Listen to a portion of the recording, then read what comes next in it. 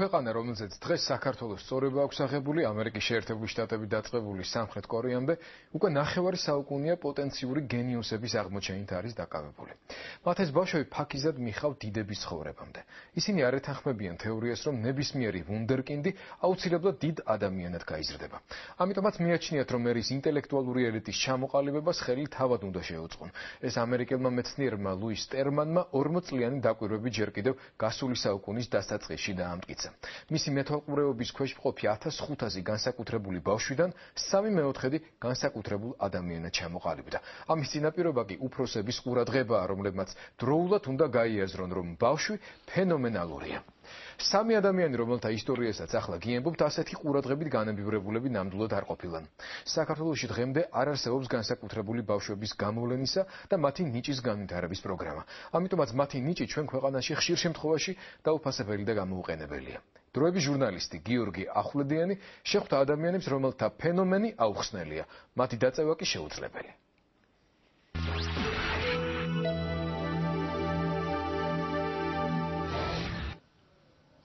კალკულატორი გააქვს.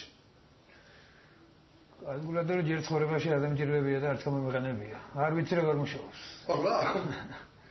როცა ადამიანის ტვინის რომელიღაც უჯრედი კომპიუტერის შესაძლებლობებს ითავსებს, კალკულატორისადმი ასეთი დამცინავი დამოკიდებულება სრულიად გასაგებია. 36 წლის ყობა ფანცხავა ფენომენალური ნიჭის წყალობით რიცხვთა თეორიაში ნამდვილ სასწაულებს ახდენს და მიუხედავად იმისა, რომ 12 ნიშნა რიცხვიდან ფესვი 20 წამში ამოყავს, მათემატიკაში სამიანზე მეც მაინც არასდროს უწერდნენ. 24 ნიშნა რიცხვიდან ორი კვირის უკან ფესვებს ვერ ვიღებდი და ამ ფორმულის მეშვეობით მარტივად ვიღებ ფესვებს. მეოთხე ხარისხის შემდეგ უნდა ვცადო სხვა ხარისხებზე. ჩვეულებრივი ახლა ნებისმიერ ადამიანისთვის გამორიცხულია და მე ახლა არ ვიცი, ბავშვებიდან მაინტერესებდა ეს რიცხვთა თეორია და ჩემთვის შესაძლებელია. სამები მყავდა მათემატიკაში. არ ვიცი. ალბათ ვინმე უნდა გამოჩენილიყო ესეთი, რომ როგორც რიცხვთა თეორია მაინტერესებდა, ესე ბავშვობაში მათემატიკით ამინტერესებულიყავი. 3 წლის ასაკიდან ყობა წყალტუბოს რაიონში მთავარი მოანგარიშია. მის ნიჭს ყველაზე ხშირად დედა იყენებდა.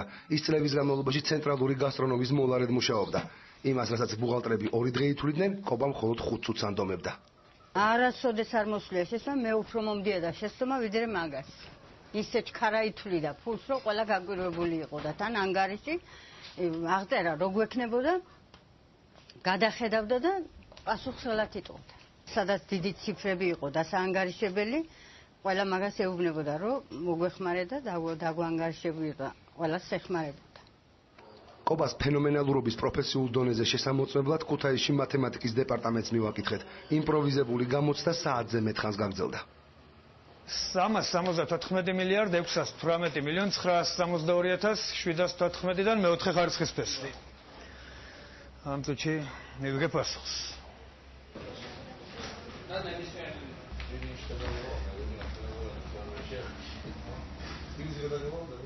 782.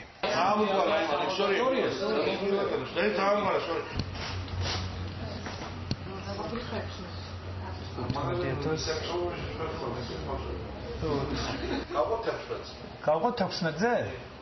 ამ წუთში. ეს უდრის.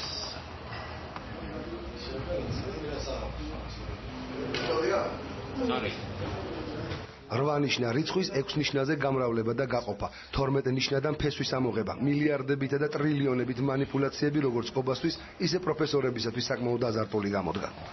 ამ შემთხვევაში შემეძლო გამომეყო 4 რიცხვი, ან 6, გამოვყავე 6 რიცხვი. 876,410-დან კვადრატი აყვანი კვადრატში უდრის მეოთხე ხაზს. 876,410-დან ამოვიღე კვადრატული ფესვი. 926 პასუხი 926 კვადრატში უდრის 876,096. 4 რიცხვი დარჩა, 4 რიცხვი იყოფა 7-ზე და ამ შემთხვევაში ეწერება 2 0. 93,600-დან ამოვიღე იგივე კვადრატული ფესვი. 305,9 არის და 306-ის დაწერილი. ზუსტადა. აი ზუსტადა. თუ როგორ მუშაობს ყობას ბუნებრივი კალკულატორი მეცნიერებისათვის დღემდე ამოუხსნელი რჩება. განცვიფრებას ის იწვევს, რომ მათემატიკაში ცნობილ ალგორითმებს, რომელიც ასეთი რთული რიცხვებით манипуляციებს ამარტივებს, მან შესაბამისი განათლების გარეშე თავად მიაგნო. ის რასაც ყობა იყენებს ეს მეცნიერებაში ხშირად ცნობილი რამეებია. შეფასებების თეორია, აპროქსიმაციის თეორია და ასე შემდეგ. საქმე იმაშია რომ ყობა არა ამას არა ამ თეორიულ მასალასთან დასტობილი და თავისით მიაგნო ამ შედეგებს ყველაფერს. რასაც აკეთებს, რასაც იყენებს თავისი ანგარიშის, თავისი ფენომენალური ანგარიშისთვის და საკმაოდ საინტერესო მოვლენასთან აქვს. გაოცებას იწვევს ყობას სწრაფი აზროვნებაც, რომლითაც ის თანამედროვე კომპიუტერებს დიდად არ ჩამორჩება. მაგალითად 677-ის მესამე ხარისხში ასაყვანად სულ რამდენიმე წამი სჭირდება. 296 740 963 ეს არის უნაშტო 20 წამი იყო შედეგი ზუსტად. თავარი პრობლემა რიცხვთა თეორიის დიდოსტატისათვის ისაა თუ სად და როგორ გამოიყენოს თავისი ნიჭი. მეცნიერები ყობას მათემატიკაში ცოდნის გაღრმავებას ურჩევენ.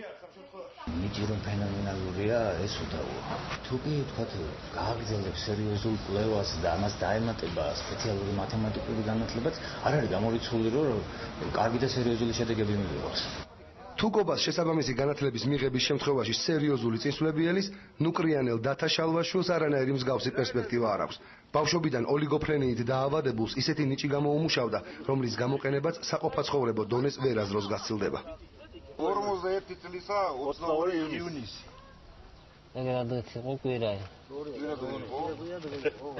დათას თავში რაღაც უცნაური ფორმულა მუშაობს, რომლის წყალობითაც იგი შეიძლება ითქვას ცოცხალი კალენდარია.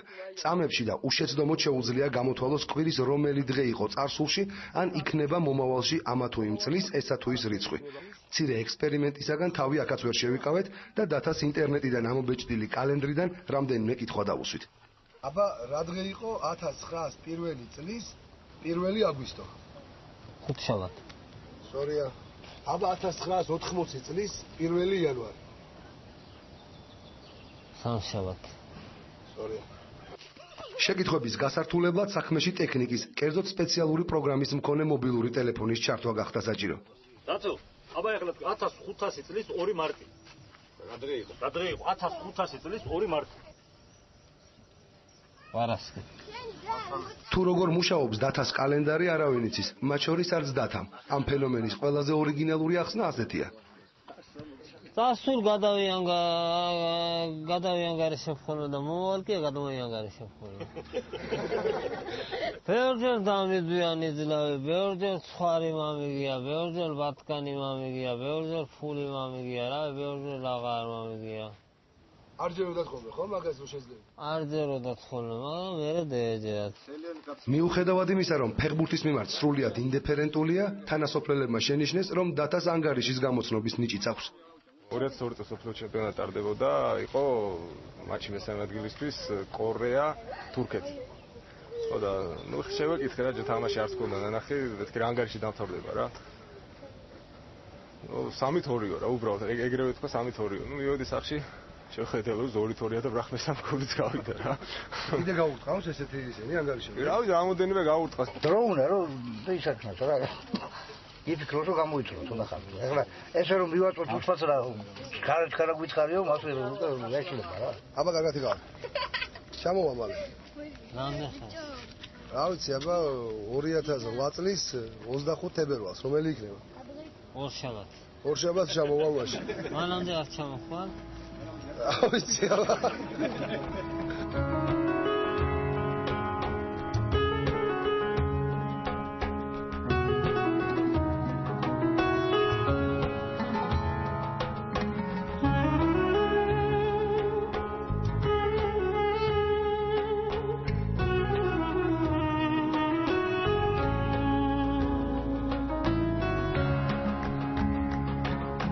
ცნობილია, რომ ერთდროულად ორი ხელით, ანუ სარკისებურად მიქელანჯელო ხატავდა. 19 წლის ქრისტინა რობაქიძეს მსგავსი ამბიციები ნამდვილად არ აქვს, მაგრამ თვითნასწავლი მხატვარი ნამდვილ საოცრებებს ახდენს.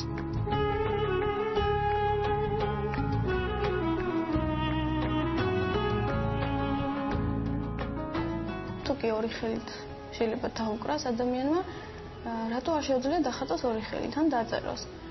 Ну, ამაზე ბევრი ვიფიქრე და ერთ დღეს ესე ყოველგვარი ვარჯიშის გარეშე, წერთ არ მივარჯიშე, ესე ბუნებრივად ორი კალამი და აღმოჩნდა, რომ ძალიან ესე თავისუფლად ხატავ იდენტურ ფიგურებს.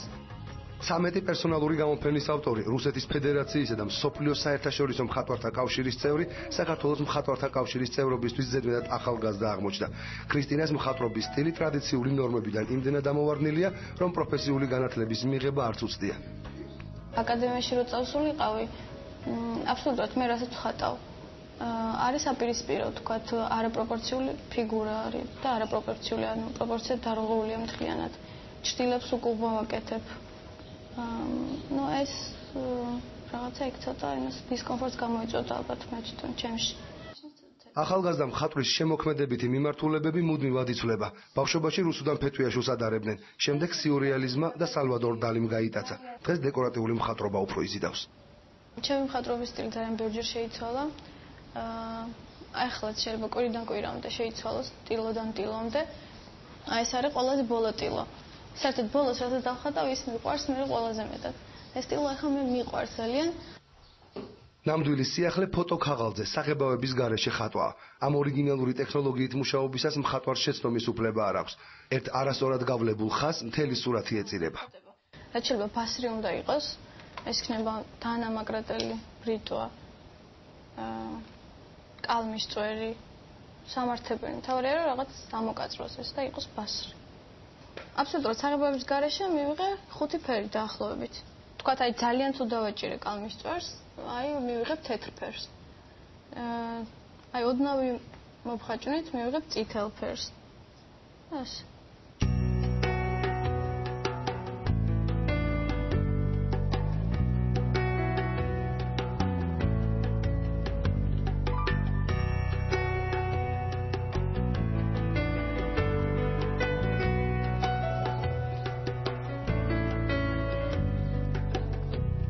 მოდილიანის მესალმება ლანდოდან ლანდი დავეძებ თვალებს დასახატად რომ გამოდგება. ვათვალიერებ უთვალებო ხალხების რიგებს. მოდილიანი მოდგება და იმას მარიგებს რომ ვირებს აქვს დასახატი თვალები, მაგრამ თვალების შიგნით ღმერთის ნაცვლად კენგურუს ნახავ. მხატვრობისა და პოეზიის შეჯერება სრულიად ბუნებრივად მოხდა. ორი წიგნის ავტორი მიიჩნევს, რომ პოეზია მისი მხატვრობის ერთგვარი გაგრძელებაა და პირიქით. იღიმის დედო. იმდენად ერთდაიგივე ეს ჩემთვის წერაც და მხატვრობაც. თუ კი თქვათ ვარ ისეთ გარემოში ან მარშრუტში ან სადმე ისე რომ არ მაქვს სტილო. მაშინ დავიღებ ფულსას და დავწერ ლექსად. ანუ რაც დასახატი არის, შემიძლია გადავიტან ლექსად ან პირიქით.